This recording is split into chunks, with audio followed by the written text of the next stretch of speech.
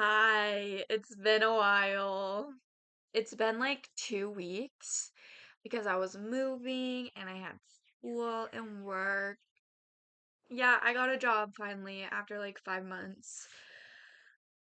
And I know I said I was gonna finish Wuthering Heights and that this video diary would be my thoughts on Wuthering Heights. But unfortunately, I'm only on chapter like 18. But my thoughts I don't know. I don't know my thoughts yet. Let's see. It's honestly it's interesting because I'm like, okay, I hate Catherine and I hate Heathcliff, but low key they are perfect for each other. But why are they so annoying? You know what I mean? Like, why can't they just be normal? Like, you guys obviously love each other and you're obsessed with each other, so like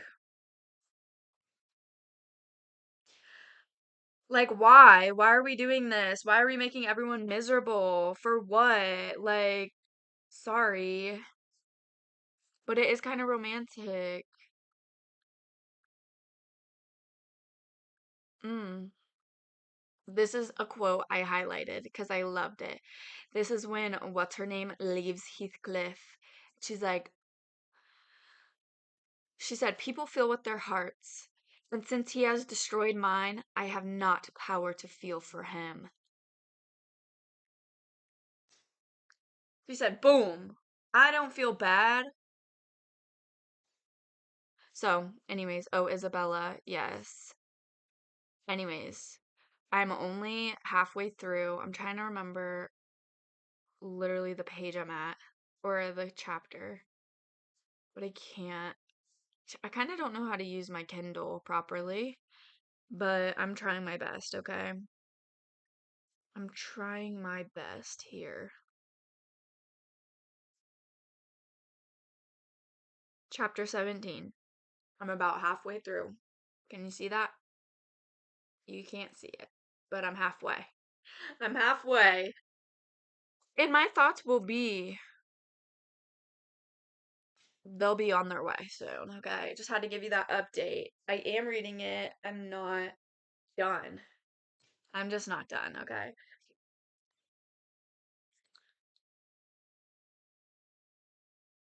But dang, Catherine and Heathcliff together, they are so catty. Like, the stuff that they say to each other, I'm like, dang, I'm like, Heathcliff, she's about to die, girl. Like, and you're still, like, he stands on business, I guess. Like, they are just crazy. So crazy. But, anyway, since I'm not done with my book to yap, I figured I'd just yap about my life and then go through some of my books that changed my life. I could just pick five because I couldn't think. Obviously, there's a lot more to speak of, but these are just the ones that I thought of like in the moment. And I was moving and I had to pack up all my books. And so I was like, oh shoot, what are the five off the top of my head that were like life changing and I really loved? And here we go. Here they are. Um, but before that, I'm just gonna give myself an update. I don't know. I'm doing good. Feeling happy. I'm just trying to live my life, basically. My hair, I straightened it yesterday and then I slept on it. And so, if you have something to say about how crazy it looks, don't. Don't. Okay, don't. Because I already know. And it's looking kind of crazy. You don't want to see the back. You don't want to see the back. But yeah, I don't know. It's already halfway through March, which is crazy. I haven't filmed a video diary in a couple weeks. It's literally Christmas. It's Christmas again. Like what? It's it was in the 70s last week and now it's in the 20s this morning, and the high is like 40 or something. So it's like winter again, which I hate. It's just so cold. Um, I'm trying to think, like, what else have I been up to? I'm about to drop one of my classes because I am flopping. I'm flopping. Let me, okay. If you guys relate to this, let me know because I relate to this. Duh, because it's me. It's my experience. But I have really been focusing on my mental health and stuff and like genuinely enjoying life and like loving myself and the things that I do. Like no matter what I'm doing, I have to enjoy it or and that's not to say it can't be challenging. Like I welcome like a challenge, but it's like intentional, more intentional, okay? Because I had to like lock in on my mental health and like take care of my body.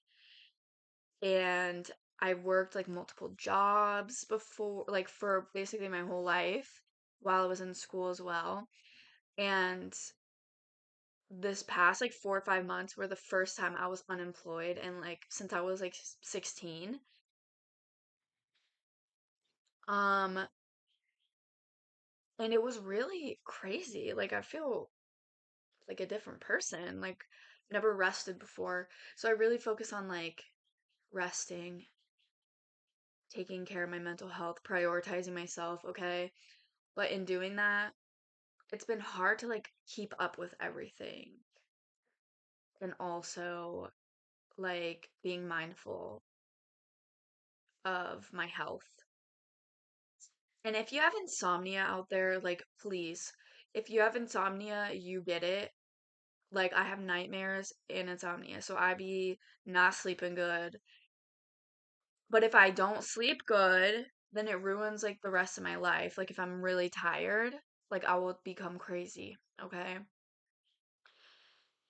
And so it's really hard when I can't fall asleep and then I fall asleep and I have nightmares of like, I don't know, my sister dying or something, like in a brutal way.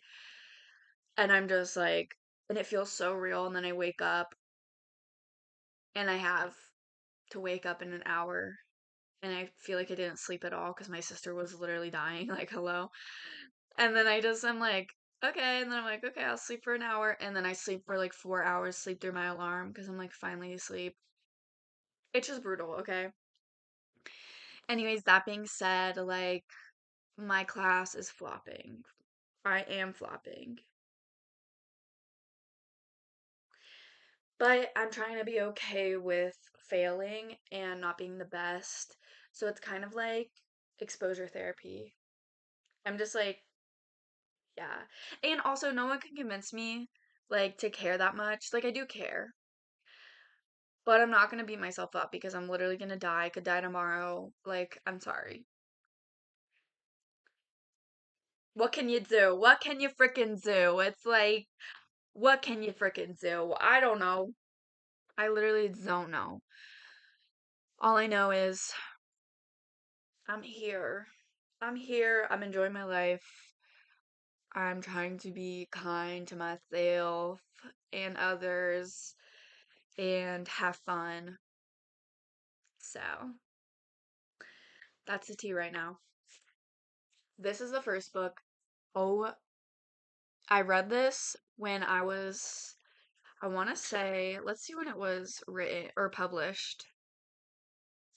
Oh, well, it was published in 1994, but I think I read it in elementary school or like early middle school. Like, no, I think it was elementary school. I read this in elementary. I was a big reader as a kid. And when I read this book, something about it, like, it hit me. Like, it really got me in the gut. If you've ever read this, let me know. Don't judge a man until you've walked 2 moons in his moccasins. Okay. It's like honestly, it's a heavy read for a kid, kind of. Like it deals with kind of like heavy stuff, but in a way that like is digestible to like a young reader. And I think like being a kid who was like going through a lot, it was something was so transformative about reading a book about kids who were like kind of fucked up and struggling and like dealing with like these big things happening in their lives. And I remember reading this and like I don't know, just feeling some type of way. Like it really changed my life when I read it. Um this girl's mom like abandons their family and then ends up dying in like a car crash or like a bus crash or something. And so they're waiting for her to come home and then she never comes home and then they find out that she is like dead. But people are like, I don't know. It's a really interesting read. I'm trying to find a and then oh my gosh, at the end like I don't want to spoil it if you're like 14 and you're about to read this. I guess maybe 14-year-olds these days wouldn't be reading this, but I just are you kidding me? My cat is in the era of throwing everything on the ground. Just really good. Really good. You should read it. Sharon Creech intricately weaves together two tales to create a heartwarming, compelling, and utterly moving story of love, loss, and the complexity of human emotion. I was reading this when I was like 10, and I was like, oh my God. Stop. Like, so true. You don't know what people are going through, and everyone's going through something, right? I don't know. Just wow. Real life experience book. Here we go. Also, I'm just yapping. This is just me. Like, I'm having a conversation with myself. It's not like I didn't pre plan this. I literally just got home from school. I sat down, and here we are. So, if you're looking for like a deep dive summary, you're not gonna get it here, babe. This is just me talking about the books that I like that changed my life. So, yeah. Mm. It's a really good book. You should read it. I even like I thrifted this. I found it when I was out thrifting, a copy of it, and I was transported. I was like, "Oh my God, I forgot how much I loved this book and how it like changed my life." And so I bought it and I reread it and it held up. It was still like really good. Obviously, it was a quick read because I'm not 10 anymore, but it was amazing. Oh my gosh, guys. I skimmed this book because I had to remember what it was about. And about that girl where her mom leaves and then ends up going. And then this other girl in her class, her mom also abandons them. So they're like, she's like, I get you, girl. Like, and this other girl's like lying about her mom and all this stuff. And so it's like this weird, like, connection that they have. Like, they understand each other, like, where they're at. Here we go. I'm gonna read this part, okay? I wanted to call Phoebe and say that maybe her mother had gone looking for something. Maybe her mother was unhappy. Maybe there was nothing Phoebe could do about it. And when I told this part to Graham and Gramps, Gramps said, You mean it had nothing to do with Phoebe?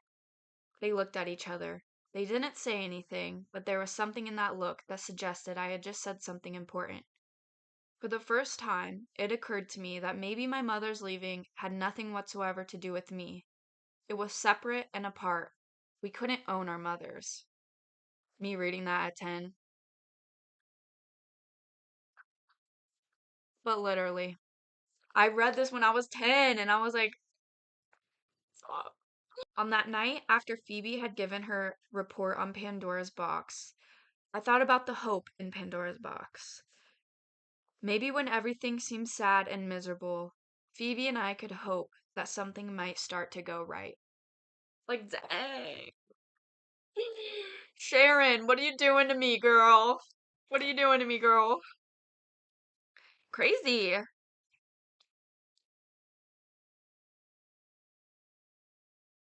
This book is so good. Like, you guys actually should read it. Ugh, so good. Oh my gosh, this is getting to me. This is getting to me. Ah,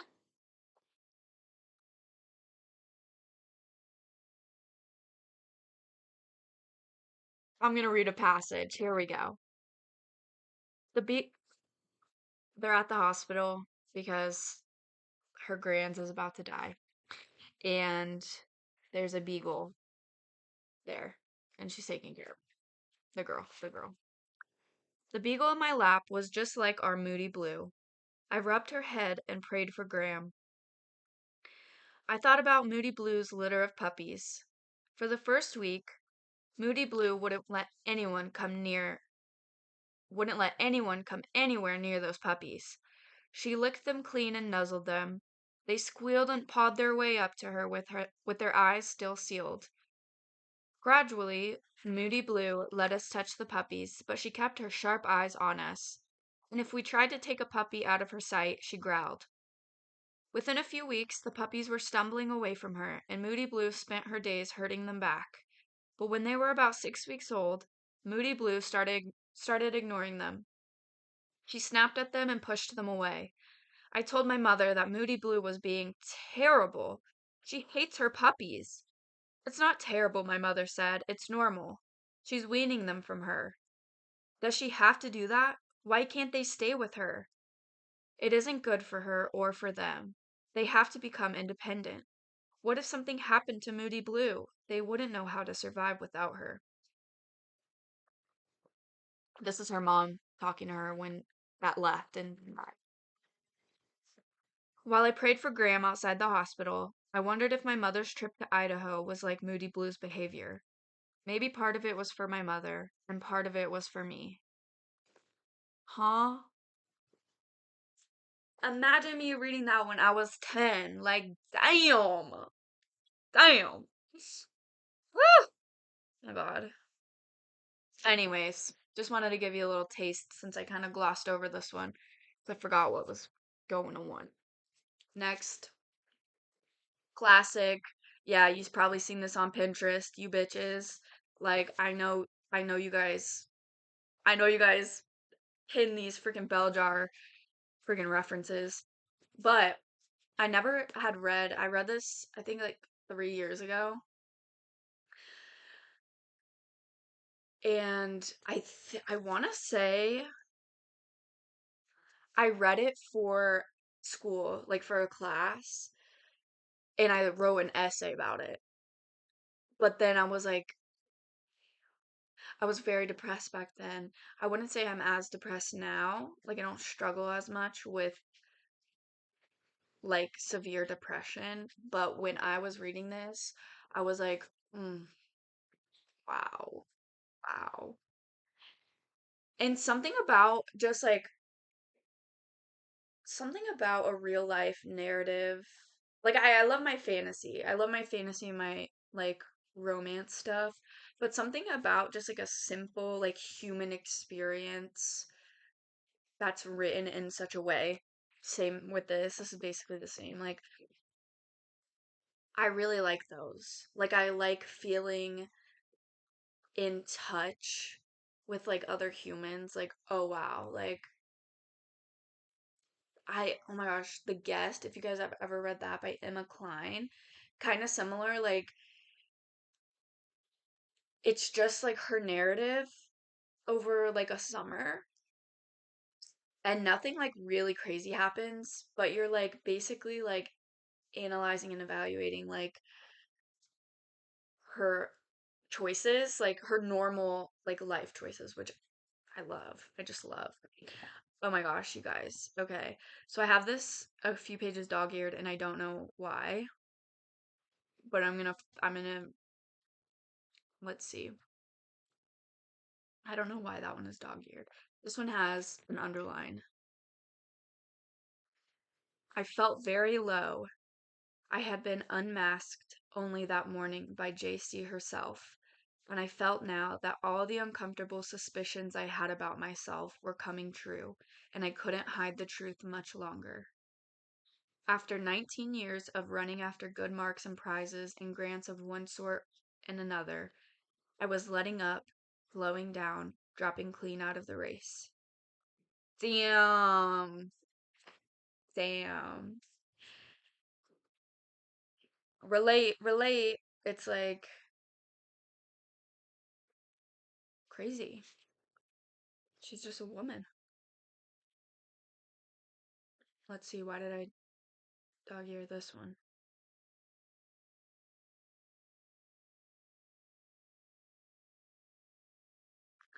It's just interesting, like, well, of course, Sylvia Plath, like, I'm not, like, duh, she's a great writer. She actually, I was a little bored at first. It took me a second to get into it, but then I was like, ugh, dang, dang. She's got it. This is what they're all talking about. She has got it. And I think she weaves in her own experience as well into the character, and it makes you really like feel it. It's like real. Like it's raw and real, and you can tell by reading it like that there is like a touch of like authenticity. Like this is not someone who's just writing a character. This is someone who has felt, you know what I mean? Like who has, she's portraying her own experience, which I really related to and I love, even though it's really sad. But it's interesting because it's interesting how we reevaluate like our lives throughout like our journey and decide what matters to us and stuff. I don't know, like I just had a realization lately because I was like, why am I striving so hard for these things? Like, do I actually care about them? Or is it like an external pressure that like I'm craving like a validation or I'm just wanting to like conform to this because that is what I've been told like matters and like adds value to who I am. And so that's interesting because I feel kind of similar like I have in the past like in high school, straight A student, high honors, graduated. I was an athlete, not a good one, but I was having fun and working almost full time in high school and like wanted to be perfect at everything. And then I was depressed and then I realized, oh my God, maybe it's because the shit is not fulfilling me because I'm not doing it for myself. Anyways, if any of you girls out there are depressed or anything, or if you felt like hopeless or bogged down, or like you have a jar over your head and you can't see straight or clearly, and you have all of this passion inside of you and you want to do things, but you just feel stuck, read this. Okay. Next. This book also, I read this in high school. I think my sophomore year in like AP Lit. I think AP Lit. I think whatever sophomore AP English. And I think I also wrote a paper on this book, but it also really stuck with me. Like this, something about this book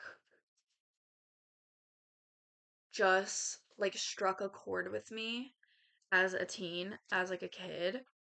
Like, well, first of all, it's kind of like a different, I think a more realistic, like different conversation about like a post-apocalyptic world, like the reality of what humans would maybe do, I guess, that I liked. Like it wasn't all fluffed with like zombies or all this stuff. Like it's like stripped down humanity at the end. hopeless novel, but also it has sprinkled in like these memories and like touches of like love and joy and humanity and like what I think like makes us human and makes us like hold on to hope because it's so it's like very deep, depressing, raw, like hopelessness. But then there's these like glimpses of like, wait, why are we holding on if it's so hopeless, you know, kind of vibe that I think is what like got to me. And also the writing style, I just liked the narration, like, and I like the characters, like Boy and all this stuff. Like I like that. Like it's very, and also yeah, the cannibalism crazy when I was a little Christian 15-year-old. I was like, what the? That really got me. Come on, plot twist. Plot twist. But it's like, even in the most hopeless situations, you know, there's a part of our humanity that we hold on to. I don't know. Okay, I dog eared. I'm a dog earer too. I don't care. I don't care. It's in my book. I paid for it. Let's see. I wonder what I wanted to remember about this. I washed the dead man's brains out of his hair. That is my job. Then he wrapped him in the blanket and carried him to the fire. Right. Mm. And the writing of this book is just so good. Like, you can't deny it. It's so good. It's like the most simple characters, simple, like the boy and the man, the most simple setting, the road, they're walking down the road, the whole book, but somehow it evokes such emotion and like thought. I don't know. I'm gonna read this. Okay.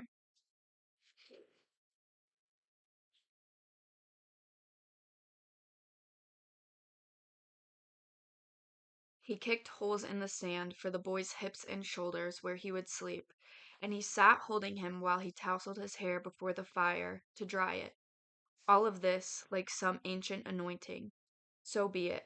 Evoke the forms. Where you've nothing else, construct ceremonies out of the air and breathe upon them. Mm, mm. Like, I've read this book twice, and then why is this making me want to reread it? Because I'm like, wait, like, this is crazy. I don't think I have any more dog ears in this book. I don't know. I just think it's a really interesting commentary on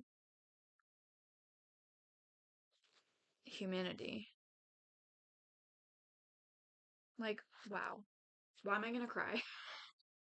Seriously, this book just it does it for me. I remember reading it, and again, high school, I was very depressed. I was not doing well, okay? And I was like, ugh, I don't know. Also a must read. Like, if you have time to read, if you want something a little like apocalyptic, like, you know, a little dark, if you can handle that, this book is amazing. Like, you should read it. It's so good. This next one is a little bit newer. I read it a few years, I think like 4 years ago. And some people might not like it. It's a little like boring to some, but oh, I loved it. I loved it. Well, I love a Greek mythology that's written well and is about a woman. So I read this after I read Achilles, what was it? Song of Achilles, which was so good. Sorry, that one's good too. Like that one was really good. Was it life-changing? No. Was it amazing? Great read, great story, great romance, heart-wrenching. Yes. Full circle moment. Yes. This one though, I was like, okay, what's this girl up to? Miss Madeline Miller, what's she up to? And I found out what she's up to, okay? I read this and I found out. I found out, okay? Well, I kind of had some knowledge because Percy Jackson, I was really into that in like elementary, middle school. So I knew about Cersei. But it was nice to like see her story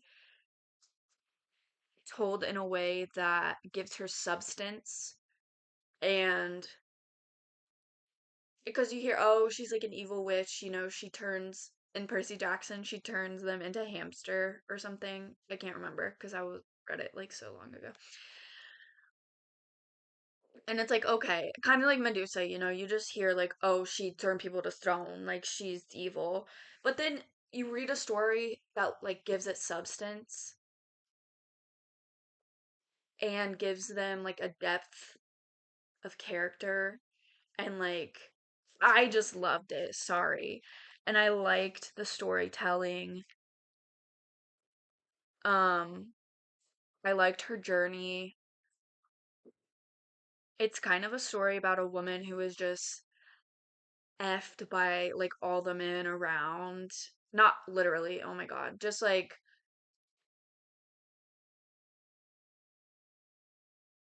basically she just gets treated like shit and then she becomes this powerful like, you know, being that then men fear her. And it's like, right, right, I love that. And I think it was beautiful, like the end. I want to see what the end was because I don't remember. He had never met a god who enjoyed their divinity less.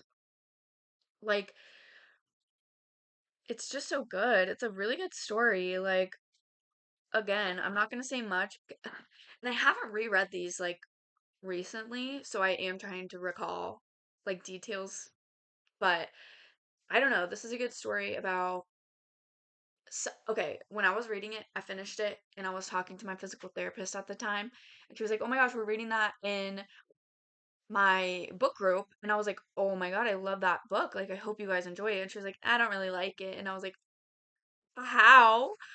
But it is a little bit like more slow, like long thought out. But I really loved it. Let's see.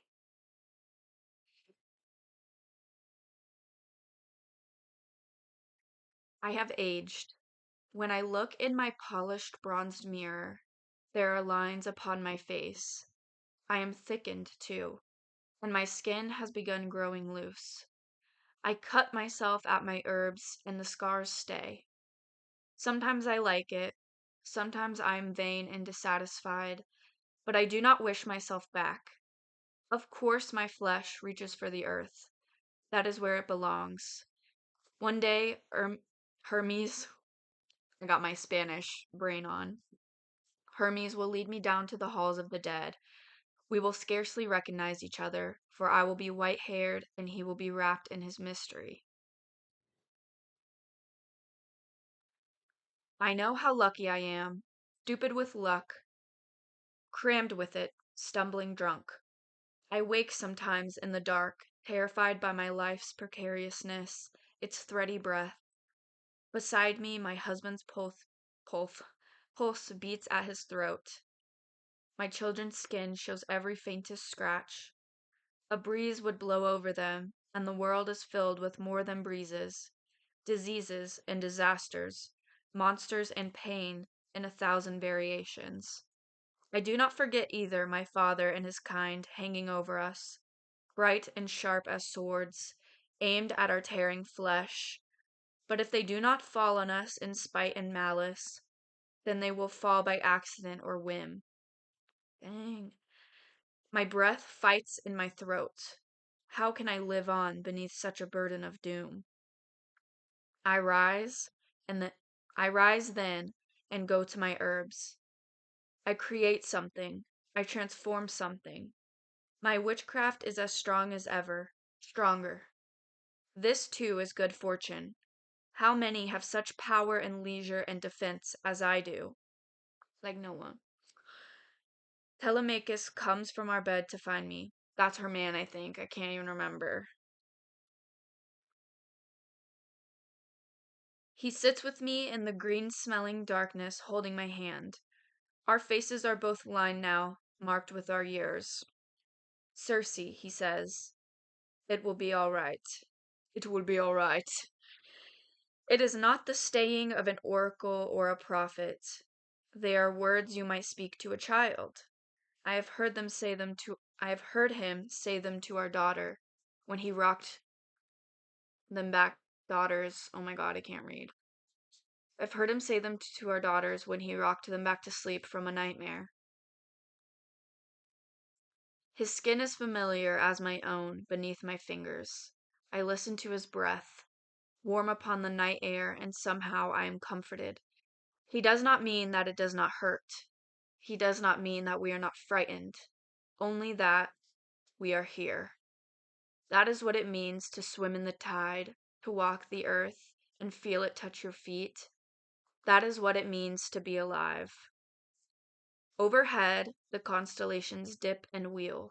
My divinity shines in me like the last rays of the sun before they drown in the sea. I thought once that gods are the opposite of death, but I see now they are more dead than anything, for they are unchanging and can hold nothing in their hands. All my life I have been moving forward, and now I am here. I have a mortal's voice. Let me have the rest. I lift the brimming bowl to my lips and drink. Like, huh? Like, huh? I wasn't even gonna read that, but it got me freaking going. Like, dang. Oh my god. Sorry. Like, dang. Work, Miss Madeline Miller. Like, you killed that. You killed that. And then last but not least, I can never say this word. It's by Colin McCann. It's called Apeirogon. Apeirogon, which means like a multiple-sided like shape. It's like an octagon, but like infinite. It's like infinite-sided. Um, this book I read randomly. Like I found it randomly. I think it was 2022. No, 2021. I found this book and read it. Sorry, my cat is trying to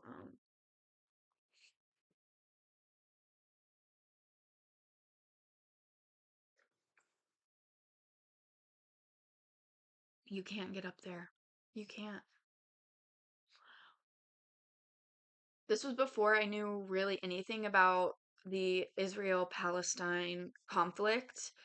And so I read this book, I found it, and I didn't know anything at the time. Like, obviously, like, not really anything, to be honest. But I remember reading it. It's a bit hard to get into because it switches perspectives and it's kind of um all over the place. But this book, named for a shape with a countably infinite number of sides. Okay, yeah. So it's about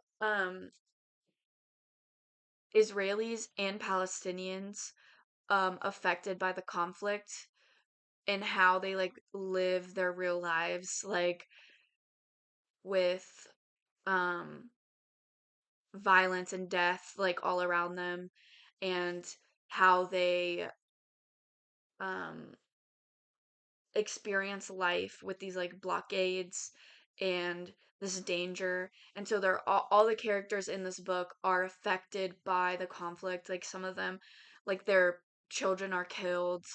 I think one of the girls is out buying candy a Palestinian girl. She's out buying candy and she gets hit with a rubber bullet and she dies.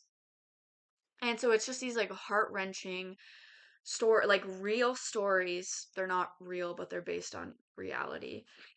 About how this conflict is just destroying the the area, like just destroying everybody and how it affects everyone.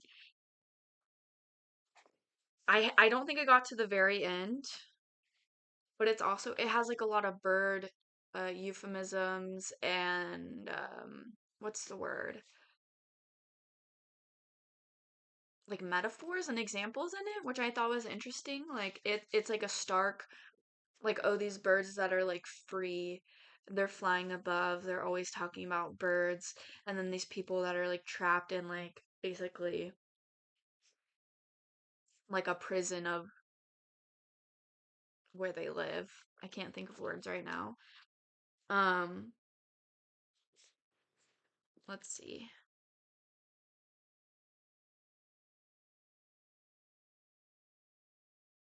But they come together and they talk. That they form a group, uh, Israeli and Palestinian group to talk about their experiences and like relate to each other. So that was really interesting to read. And this is actually what made me get into international relations, which is my major in college, because I was like, wow, this is so interesting. And then I studied like the history of the conflict in Palestine and stuff like that. And then I was studying like um group trauma, like nationwide trauma through like historical events, like think like the Holocaust, maybe like how that affected like nations or how like the Nakbas affected Palestinians, like generational trauma, like group trauma. Anyways, so this really like propelled me into learning about this stuff and basically the whole point of it is that we don't forget humanity. Like we get all wrapped up in these conflicts and not specifically like obviously it's a whole complex thing. I'm aware. Um, but how community and humanity and love and connection is like what can save us. It's kind of like it's low key a commonality throughout all these books I see now that I picked to speak about. Like it's really crazy. Um, they recognize the loss that connects them and they attempt to use their grief as a weapon for peace. So there's grief and this violence and this death that could further the conflict, like make it worse, fill them with hate for one another. They're kind of recognizing like we're not angry at each other. Like this is out of our hands. This happened to both sides, to both of us, and it's a whole different issue, which basically is like the governments and stuff, whole other conversation, but um I don't know, it's just really crazy to read going in blind and it's a thick book, so it was like damn. And it's really good. It's really a masterpiece of like writing. Um I would say yeah, like a tapestry because it's artistic, it's real life, but then it I don't know, weaves all these different narratives together. Very good. Um and it really made me realize the complexity of um like conflict and stuff, which I think was really important for me. But okay, that's all I have for today. I guess if I could give you one piece of advice from all of these, it's that um life is always hard and everyone's always going through something, but we have to hold on to the things that are good and the things that keep us connected to one another and our humanity, and remember that we're all humans, and we can lose sight of that sometimes. I think it's even okay to lose sight of that for short periods, but remembering to center ourselves, ground ourselves, come back to what is good, to love, to joy, to art, things that the good things about humanity, no matter how bad it is around us. And obviously, there's some privilege to me saying that I live a very comfortable life compared to many, but even for me, like, it's hard. And we just have to remember, we have to find hope somewhere. And that's all I got. That was kind of crazy, but I lost my train of thought after because I heard a noise outside my door and I got scared because no one is home and I did get frightened. So then I forgot what I was talking about. But yeah, these are really good books. These are my top 5 recommendations. Books that changed my life, but literally, like, sorry to be dramatic, but they did. And they're amazing. All of them are written so beautifully. And even if you don't get the message, it's wonderful art to consume. So I'm finishing this freaking book this week, probably this weekend, and I will be coming with my video essay about my thoughts because I have a lot of thoughts about Heathcliff and Isabella and Catherine because they're crazy. They're literally crazy. Honestly, this girl, what's her name? I keep forgetting.